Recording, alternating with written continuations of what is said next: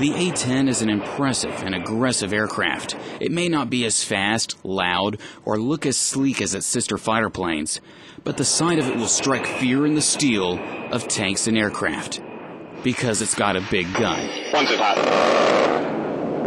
It's built around a 30mm Gatling gun that in 1 second will spit out 70 rounds that can and will pierce through the toughest armor of enemy tanks.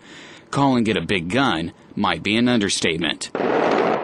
Shooting the gun, low angle strafe, never gets old. I don't think you could ever get tired of that. I had my lieutenant colonel at my last base. He's been flying the jet for 22 years, and he says every time he pulls the trigger, it's like the first time. It's great. You can smell the gun. You get powder on you at the end of the day, and it's awesome. Nothing beats shooting the gun.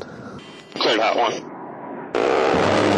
In addition to holding 1,200 rounds of those tank-killing bullets, the Thunderbolt can carry a variety of firepower. At the Pilsung Range, they drop BDUs, not the uniform, but bomb dummy units. This range is the only place in Korea where the U.S. planes are allowed to fire, keeping pilots on top of their A-game when it comes to their combat proficiencies.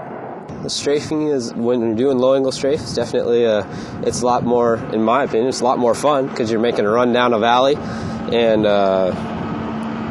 you're no kidding dropping down below the peaks of the mountains when you're pulling the trigger and hammering down.